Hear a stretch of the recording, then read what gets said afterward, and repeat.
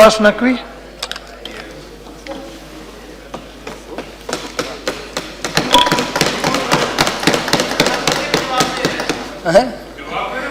नहीं बोल रहे हैं अभी तो। आदरणीय उपसभापति महोदय, धन्यवाद, आपने मुझे समय दिया। मैं आदरणीय राष्ट्रपति जी के अभिभाषण पर धन्यवाद प्रस्ताव के समर्थन में बोलते हुए अपनी बात आदरणीय राष्ट्रपति जी ने धन्यवाद प्रस्ताव के अभिभाषण में जिस बात को आखिरी पैरे में कहा है, मैं उससे अपनी बात शुरू करना चाहता हूं। आदरणीय राष्ट्रपति जी ने अपने धन्यवाद प्रस्ताव के आखिरी पैरे में कहा है कि हमारी संसद लोकतंत्र का परम पावन स्थल है। भारत के लोगों, विशेषकर दूरवर्ती क्षेत्रों के अत्यधिक निर्धन लोगों ने अपनी आशाओं आकांक्षाओं को पूरा करने के लिए इस संस्था में अटूट विश्वास दिखाया है।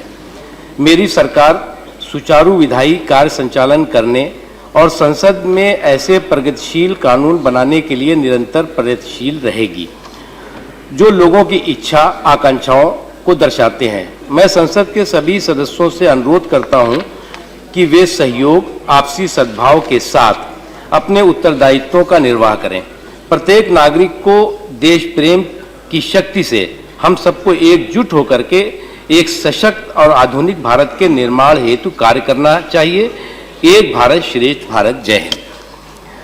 आदरणीय उपसभापति महोदय, मैंने इस पैरे को इसलिए पढ़ा कि हमारे देश के लोकतंत्र के इस मंदिर में देश के लोगों के सरोकार, देश के लोगों की समस्याएं, देश की तरक्की और देश पूरी दुनिया में मजबूती के साथ आर्थिक रूप से, सामाजिक रूप से, शैक्षणिक रूप से अपना स्थान बना सके, ये हम सबकी जिम्मेदारी है।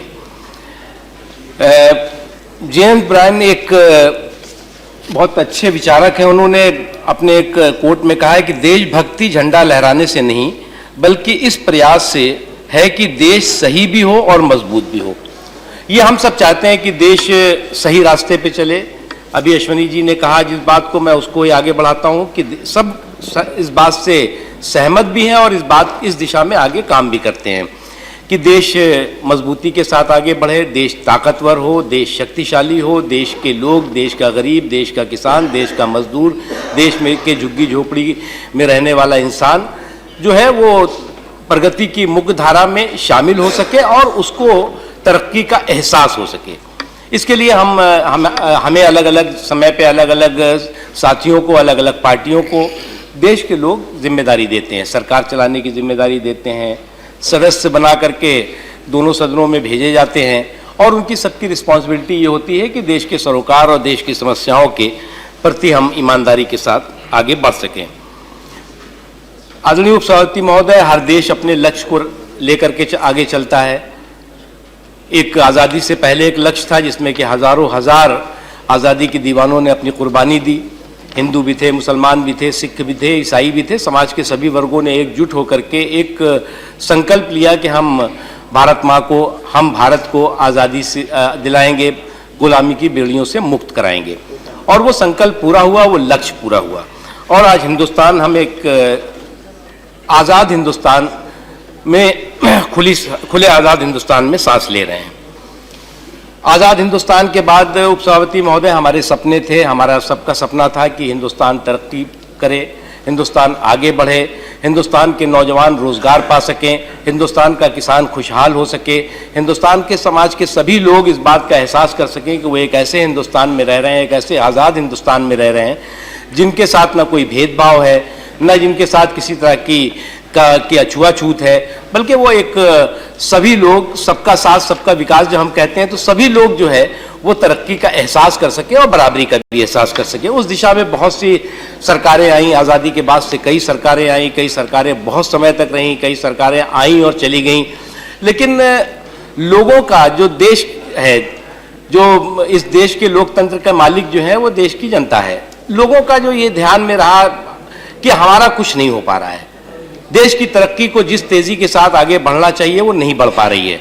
देश को प्रगति के रास्ते पर जिस तरह से तेजी के साथ चलना चाहिए वो नहीं चल पा रहा। ये एक आम लोगों का एक सोच रही और एक समझ रही, और ये बात सही भी है कि देश को जो विकास की एक्सप्रेस है, जिस तरह से जिस तेजी के साथ पटरी पर चलना चाहिए, कभी उस विकास की एक्सप्रेस को कभी करप्शन ने, कभी स्कैम्स ने, कभी घोटालों ने, कभी नाकारेपन ने उनको उसको पटरी से उतारा है। और जिस तरह से आम लोगों को जो खुशहाली का माहौल मिलना चाहिए, जिस तरह से आम लोगों को खुशहाल जिंदगी बसर करने का माहौल मिलना चाहिए, वो नहीं हुआ। उसके कई कई कारण हो सकते हैं। बहुत से अभी इससे पहले भी बहुत से आदरणीय सदस्यों ने, हमारे जो नेता विरोधी दल हैं, गुलाम नबी आज़ाद साहब ने, राम गोपाल जी ने, और भी सभी लोगों ने, अभी अश्वनी कुमार जी ने, सभी लोगों ने सांप्रदायिकता का मुद्दा लिया, सेकुलरिज्म का मुद्दा लिया, कम्युनलिज्म का मुद्दा लिया। ये मुद्दे हैं, हम ये इससे इनकार बिल्कुल नहीं करते कि देश में जातिवाद की समस्या है, देश में सांप्रदायिकता की समस्या है, देश में छुआछूत की समस्या थी, वो कम हुई है। वो समस्याएं हैं, उन समस्याओं से लड़ने के लिए हमें एक दूसरे पर आरोप प्रत्यारोप से काम नहीं चलेगा। हम उस समस्याओं का, उस हालात का, उस ऐसी ताकतों को हम आइसोलेट करना चाहिए। हमें ऐसी ताकतों को किसी भी तरह से महिमा मंडित करने की जरूरत नहीं है। और जब मैं ये बात कह रहा हूं तो मैं, अश्वनी जी, बिल्कुल गैर राजनीतिक तरीके से कह रहा हूं, क्योंकि सांप्रदायिकता का, दंगों का, समाज में बिखराव और टकराव का दर्द इस देश ने आज 7वां दशक होने वाला है, 6 दशक तक देखा है, उससे ज्यादातर देख रहे हैं लोग। और वो उन इलाकों में, उन मोहल्लों में, उन शहरों में, उन गांवों में आप जब जाएंगे तो बहुत सी ऐसी जगह है जहां पर कि सौहार्द की मिसालें कही जाती हैं। हमारा देश ऐसा नहीं है कि सब जगह पर सांप्रदायिकता और सब जगह पर जो है वो संकट खड़ा हुआ है। आज देश जो है, जगह हमारा देश अगर धर्मनिरपेक्ष है तो कि धर्मनिरपेक्ष हमारा देश जो है वो किसी की मेहरबानी से नहीं है। इस देश के लोगों ने धर्मनिरपेक्षता को चुना है। हम अपने संविधान निर्माताओं को नतमस्तक होकर के सलाम करते हैं कि उन्होंने जिस दूरअंदेशी के साथ, जिस मजबूती के साथ, ऐसे समय में जबकि हमारा पड़ोस का मुल्क अपने को इस्लामिक देश घोषित कर रहा था, तो हमारे संविधान निर्माताओं ने, उसमें उन संविधान निर्माताओं में सब मुसलमान नहीं थे, हमारे उन संविधान निर्माताओं ने इस देश को धर्मनिरपेक्ष देश घोषित किया, पंथ निरपेक्ष देश घोषित किया। और उसका नतीजा है कि आज हम उस पाप से बच गए, उस गुनाह से बच गए जो गुनाह की हमारे पड़ोस ने किया है। ऐसा कौन सा देश है, धार्मिक देश, इस्लामिक देश, जहां बच्चों का कत्लेआम हो रहा हो, जहां पर मस्जिदों में बम के गोले चल रहे हो और बेगुनाह नमाजी मारे जा रहे हो, जहां पर आतंकवाद की खेती हो रही हो, जहां पर जो है वो बेगुनाहों की हत्याएं सरेआम धर्म के नाम पर की जा रही हो। ऐसा तो देश की, भारत के लोग जो है कल्पना भी, सपने में भी कल्पना नहीं कर सकते। ऐसा देश जो देश की इंसानियत का कत्लेआम कर रहा हो, ऐसे देश को भारत का कोई भी व्यक्ति चिमटे से भी छूना पसंद नहीं करेगा। यह हमारा संकल्प है और इस संकल्प को हम उसके लिए क्रेडिट दें, कांग्रेस पार्टी को क्रेडिट दें, ये नहीं है। इस देश के वो लोग, हिंदू, मुसलमान, सभी ने मिलकर के, सिख, ईसाई, सबने मिलकर के ये तय किया कि ये देश जो है वो सेकुलर रहेगा। और इस सेकुलरिज्म और कम्युनलिज्म के, मैं एक छोटे से उपसभापति महोदय डॉक्टर लोहिया, जो सेकुलरिज्म के बहुत बड़े चैंपियन थे और सेकुलरिज्म के लिए उन्होंने जीवन, अपना पूरे जीवन वो लड़े। उन्होंने, उनकी किताब है भारत माता धरती माता, उसमें उन्होंने कहा है कि धर्म और राजनीति का रिश्ता बिगड़ गया है। धर्म दीर्घकालीन राजनीति और राजनीति अल्पकालीन धर्म है। धर्म श्रेष्ठ की उपलब्धि का प्रयत्न करता है और राजनीति बुराई से लड़ती है। हम आज दुर्भाग्यपूर्ण स्थिति में है जिसमें बुराई से विरोध करने की लड़ाई में धर्म का वास्ता नहीं रहा और वह निर्जीव हो गया है, जबकि राजनीति अत्यधिक कलही और बेकार हो गई है। ये हमारे, ये जो धर्मनिरपेक्षता के सवाल, धर्मनिरपेक्षता पर जो है वो कई तरह के संकट, वो सवाल बहुत बार रहे हैं और उन सवालों को हमारे जिन्होंने देश के निर्माण में महत्वपूर्ण भूमिका निभाई है, वो हमेशा बार बार देश को आगाह करते रहे हैं। डॉक्टर लोहिया का ही जो है वो भारत माता धरती माता में की पुस्तक में ही उन्होंने कहा है कि राम की सबसे बड़ी महिमा उनके नाम से मालूम होती है, जिसमें उन्हें मर्यादा पुरुषोत्तम कहकर पुकारा गया जाता है। जो मन में आया सो नहीं कर सकते। राम की ताकत बंधी हुई है, उनका दायरा खिंचा हुआ है। राम की ताकत पर कुछ नीति की या शास्त्र की या धर्म की या व्यवहार की या अगर आज दुनिया के एक शब्द में ढूंढूं तो विधान की मर्यादा है। उपसभापति महोदय, अब अगर आज का युग होता तो भगवान राम के लिए, मर्यादा पुरुषोत्तम राम के लिए जो कुछ भी डॉक्टर लोहिया ने कह दिया तो उनको तो सांप्रदायिकता का जो है वो तमगा मिल गया होता। हमारा ये कहना है कि हमारे जो महापुरुष हैं, आजादी से पहले, आजादी के बाद जो हमारा नेतृत्व रहा है, जिन्होंने हमें इस देश को मार्गदर्शन दिया है, उन्होंने जो है वो इस देश की जो कल्पना की है, इस देश की जिस तरक्की की कल्पना की है, इस देश के जो विकास की कल्पना की है, इस देश में जिस सद्भाव की कल्पना की है, इस देश को जो है वो दुनिया में श्रेष्ठ भारत बनाने की कल्पना की है, वो कल्पना हमें आगे बढ़ाना है और ये हमारा संकल्प है और इस संकल्प को निश्चित तौर से हम पूरा करेंगे। उपसभापति महोदय, चुनाव आते हैं, चुनाव चले जाते हैं। चुनाव में सरकारें बनती हैं, बिगड़ जाती हैं। हम चुने जाते हैं, नहीं चुने जाते। जब चुनाव आता है तो चुनाव आने के वक्त जो है हम लोगों के बीच जाते हैं, लोगों से अपने जो पिछले वायदे हैं उसके बारे में बताते हैं, पिछले वायदे जो नहीं किए हैं उसके बारे में बताते हैं, हारते हैं, जीतते हैं। और हाँ, वो भी है, सही बात है। और उसके बाद जो है वो लोग तय करते हैं कि भाई क्या करना है। अगर उनके लगता है कि सरकार, क्योंकि हर 5 साल के अंदर जो है वो जनता जो है वो कसौटी पर उम्मीदवारों को भी और पार्टियों को भी और सरकारों को भी कसती है, लेकिन उपसभापति कसौटियां घिस रही हैं, कसने का क्रम भी लगातार चल रहा है। लेकिन जो जिस सरोकार के लिए कसौटियों पर लोगों को घिसा जाता है, वो कसौटी जो है वो तो घिस गई है, लेकिन सरोकार और समस्याएं अभी काफी हद तक उसका खात्मा नहीं हुआ है। हमारा मानना है कि आज बदलाव एक आया है। नरेंद्र मोदी जी के नेतृत्व में एक ऐसी सरकार है जो सरकार की गांव गरीब किसान, झुग्गी झोपड़ी के इंसान, महिला और नौजवान, उनके समस्याओं और सरोकार के लिए समर्पित है। नरेंद्र मोदी जी एक पिछड़े समाज के से आते हैं, एक गरीब परिवार से आते हैं, एक खेत खलिहान, चौक चौराहों, चौपालों से संघर्ष करके उन्होंने अपने जीवन को शुरू किया है। उनकी आंखों में देश को आगे ले जाने का सपना है, देश को तरक्की दिलाने का सपना है, देश को एक भारत श्रेष्ठ भारत बनाने का सपना है और उस सपने को आज वो जमीन पर साकार करने की दिशा में आगे काम कर रहे हैं। उन्होंने बिना समय गंवाए हुए, बिना ये कहे हुए कि साहब पिछली सरकार थी, उसकी विरासत तो इतनी गंदी मिली है, इतनी खराब मिली है, इतनी जिससे कि कुछ हो ही नहीं सकता, जो समानता होता है, खजाना खाली है साहब। बहुत ही सरकार जो थी वो पिछली सरकार ने कुछ किया ही नहीं, अभी उससे तो हमें 2 साल तो उससे हमें साफ करने में लगेगा। ये ऐसे कोई शब्द जो है वो जो एक कहते हैं ना कि ट्रेडिशनल है ये, कि सभी ये बात कहेंगे, तो इस वो किसी चीज को उन्होंने कहा कि ठीक है, जो मिली है हमें विरासत, हम उस विरासत को जो है वो ठीक करेंगे। अगर हमें जो है वो गरीबी विरासत में मिली है तो उसको हम ठीक करेंगे, अगर हमें जो है वो आर्थिक अव्यवस्था हाथ में मिली है तो हम उसको ठीक करेंगे। और उपसभापति महोदय, आज हमें इस बात का कहने में, जब मैं यहाँ खड़े होकर के बात कर रहा हूँ, तो जब जो सबसे बड़ी इस विरासत जो मिली थी वो मिली थी भ्रष्टाचार और घोटालों का माहौल था।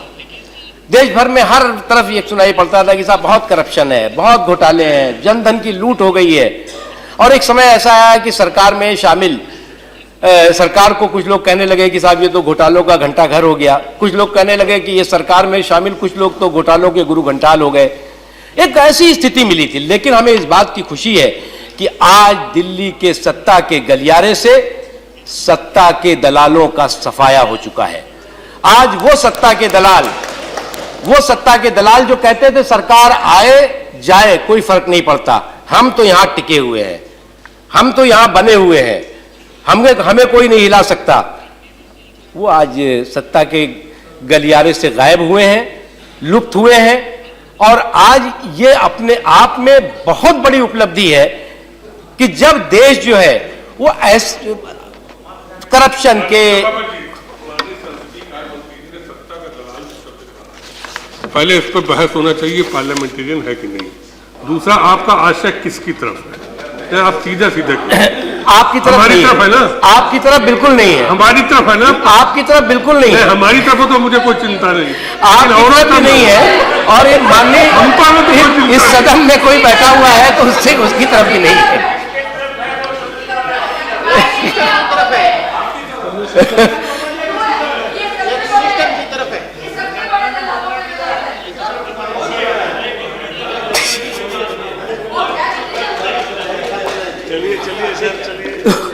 अब आप क्यों उसमें चिंतित हैं? तो और आज हमें इस बात की खुशी है कि आज देश में एक अच्छा माहौल बना है और उसके लिए हम मानते हैं कि सभी समाज के सभी वर्गों के लोग, समाज के सभी हिस्सों के लोग इसके लिए जो है वो जिस तरह का सहयोग और जिस तरह से यहाँ पर भी सहयोग है, मैं इस सदन की भी बात करता हूँ कि सब लोगों का मन, सब लोगों की इच्छा, सब लोगों की सोच ये है कि देश ताकतवर हो, देश तरक्की करे, देश प्रगति की मुख्य धारा में शामिल हो। उपसभापति महोदय, देश ने बहुत से बदलाव देखे। मैं जब कह रहा था अभी, देश ने बहुत से परिवर्तन देखे। एक 70 के दशक में परिवर्तन हुआ, उसके बाद 80 में परिवर्तन हुआ, फिर 84 में अटल बिहारी वाजपेयी जी की सरकार आई। और मुझे इस बात को कहने में खुशी है कि अटल बिहारी वाजपेयी जी ने जब सरकार में आए तो सुशासन के माध्यम से देश के आधार मूलभूत ढांचे, देश की तरक्की और देश को मजबूत बनाने की दिशा में बहुत काम किए। आज भी जो है वो अगर नेशनल हाईवेज जो दिख रहे हैं, जो आज प्रधानमंत्री ग्रामीण सड़क योजनाएं दिख रही हैं, और आज जब गांव में जाते हैं तो पहले तो होता था कि भाई इतनी गड्ढे हैं, इतनी बुरी हालत है सड़कों की, लेकिन आज इस बात की खुशी है कि चौतरफा सड़कों का जाला दिखाई पड़ता है। उसके बाद मनमोहन सिंह जी की भी सरकार आई। मैं इस बात को कहने में मुझे कोई हिचक नहीं है कि मनमोहन सिंह जी बहुत कुछ करना चाहते थे। बहुत ईमानदारी के साथ वो देश को जिस रास्ते पर अटल बिहारी वाजपेयी जी ने ले जाना चाहा था उसको वो आगे बढ़ाना चाहते थे, और उन्होंने कुछ दिनों तक उस काम को आगे बढ़ाया भी। लेकिन अफसोस की बात है कि उनके पैरों में जिस तरह से करप्शन के, कुशासन के माहौल की बेड़ियां जकड़ गईं, उससे वो चाहते हुए भी बहुत सी चीजें नहीं कर पाए। फिर वो prime minister, super prime minister, ये सारी चीजें मैं उसको दोहराना नहीं चाहता। वो एक ऐसा माहौल बना कि वो 10 साल का ऐसा माहौल था जो इसे बार बार कहा जाता था कि पॉलिसी पैरालिसिस है, काम नहीं हो पा रहा है, करप्शन जो है वो डोमिनेट कर रहा है, सरकारी जो अमला है, सरकारी जो अधिकारी हैं वो किसी तरह से ठीक से काम नहीं कर रहे हैं। और जिस बात का भी जुडिशरी पर जिक्र किया गया कि हर चीज पे, जिस काम को सरकार को करना चाहिए, जिस काम को संसद को करना चाहिए, जुडिशरी को उसको इसमें इंटरफेयर करना पड़ता था। तो वो माहौल थोड़ा खराब हुआ। लेकिन अफसोस, खुशी की बात यह है कि नरेंद्र मोदी जी ने सरकार में आने के बाद उस माहौल को सकारात्मक बनाया। उस माहौल को जो है वो आज देश जो है वो तरक्की के पायदान पर तेजी के साथ आगे बढ़ रहा है, और हमारा मानना है कि वो देश आगे बढ़ेगा। इस देश को उस तरक्की से कोई ताकत रोक नहीं सकती। बहुत सी चीजें आती हैं सदन में, बहुत सी चीजों पे चर्चा होती है, बहुत से बयान बाहर आ जाते हैं, बहुत से बयान कहीं और आ जाते हैं, उस पर भी चर्चा होती है, और सदन में सब सकारात्मक चर्चा करते हैं। मैं नहीं मानता कि कोई जो है वो सरकार को इम्प्रेस करने के लिए कोई चर्चा करता होगा। सबको ये चिंता होती है कि साहब ये जो हो रहा है इससे समाज का ताना बाना जो है वो नुकसान होगा, समाज के ताने बाने को जो है वो कहीं ना कहीं कमजोरी मिलेगी, इसलिए सब लोग चाहते हैं कि वो ठीक हो। और प्रधानमंत्री जी, खुद हमारी सरकार इस मामले में बहुत पॉजिटिव है, बहुत स्पष्ट है, बहुत साफ है। और इस सदन के अंदर भी प्रधानमंत्री जी ने बार बार ये कहा कि इस देश के सांप्रदायिक सौहार्द को किसी भी ताकत को बिगाड़ने नहीं दिया जाएगा। उन्होंने बहुत साफ तौर से ये कहा कि हम इस देश के मजबूत सौहार्द के ताने बाने को और मजबूत करेंगे। उन्होंने इस बात को बहुत साफ तरीके से कहा कि हम देश के डेवलपमेंट के एजेंडे को, हम देश के विकास के एजेंडे को किसी भी ताकत को डोमिनेट करने की इजाजत नहीं दे सकते। ये एक माहौल बना, और इस माहौल को हम मानते हैं कि ये माहौल जो है वो एक सकारात्मक माहौल है। कई चीजें ऐसी होंगी जिस चीजों पर कि क्योंकि राज्यसभा है, राज्यसभा में बहुत सी चीजें ऐसी हैं जिसपे कि हमारे पास बहुमत नहीं है। हम आपसे जब अपील करते हैं, आपसे हम अनुरोध करते हैं कि भाई ये देश हित में है, ये राष्ट्र के हित में है, ये विकास के लिए है, इसको जो है वो इस बिल को पास होना चाहिए, इसको कानून बनना चाहिए, तो बहुत सी चीज़ों पे सहमति बनती है। और पिछली बार मैं अखबारों में कितना भी छपा हो, पिछली बार मुझे इस बात की संतुष्टि है कि पिछले बार के सत्र में इस हाउस ने बहुत काम किए। और अभी भी ठीक है, बहुत से इशू हुए, लेकिन 2 बिल अभी सरकार की दृष्टि से देखिए तो 2 बिल पास हुए। उसके अलावा बहुत सी चीज़ों पे चर्चा हुई। इसलिए हमारा आज भी मानना है कि आज देश एकजुट रहे, एक मजबूती के साथ आगे बढ़े। इसके लिए उपसभापति महोदय, हम जो है वो एकजुट होकर के उस दिशा में सरकार को आगे बढ़ाने की दिशा, विकास के रास्ते पर सरकार को ले जाने की दिशा में आगे बढ़ सके। मैं अपनी बात को खत्म करते हुए उपसभापति महोदय, मेरा जो एक बहुत फेवरेट इशू है, बहुत ही, मैं उस मुद्दे को, जिस इशू को कि बार बार होता है वो रहेगा, कम्युनलिज्म सेकुलरिज्म, और जिसको कि लेकर के हम लोगों ने बचपने से, जब छात्र जीवन से राजनीति की, स्टूडेंट पॉलिटिक्स से लेकर यूथ पॉलिटिक्स तक, और उस पर हम लोग बहुत बार चर्चा करते रहे, बहुत पढ़ते रहे। कि उस वक्त एक मैगजीन आती थी दिनमान में उस पर 1-2 लेख जरूर रहते थे, हम लोग जेब में रख करके और काफ़ी हाउस में बैठते थे और उसको जरूर पढ़ते थे। हमारा मानना है कि उपसभापति महोदय, हमारे देश की जो धर्मनिरपेक्षता है, जो पंथ निरपेक्षता है, जो सेकुलरिज्म है, जो भी उसको कहिए आप, उसकी जड़ें बहुत मजबूत हैं।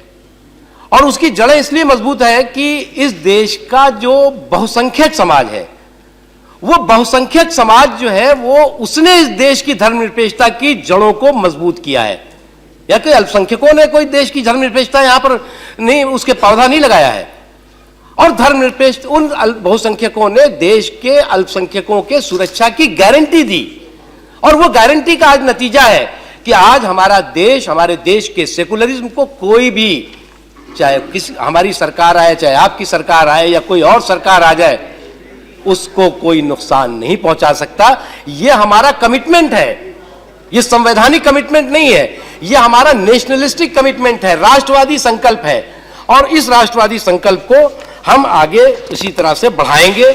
और हम मानते हैं कि देश के सौहार्द, देश की समृद्धि, देश की सुरक्षा, ये एक ही साथ चल सकते हैं। एक भी अगर पटरी से उतर गया, अगर सौहार्द का माहौल खराब हो गया तो समृद्धि का माहौल को नुकसान होगा, सुरक्षा के देश के माहौल को नुकसान होगा। इसलिए हमारा मानना है कि हम जो है वो देश में किसी भी तरह से कोई तालिबानी मानसिकता, कोई धार्मिक असहिष्णुता, ऐसे माहौल को हम कभी भी जो है वो इस देश के लोग कभी पसंद नहीं करते। और इस देश के लोग ना कभी उसको स्वीकार करते हैं और ना कभी जो है वो ऐसे लोगों को प्रश्रय देते हैं। इसलिए मैं अपनी बात को उपसभापति महोदय इसी बात से खत्म करूंगा कि मेरा माजी नहीं, तुम हाल पे नजर रखना, मेरे माजी नहीं, तुम हाल पे नजर रखना, फिर जो चाहो तो मुझे साथ सफर में रखना। Thank you. Thank you very much, Mr. Naqvi ji.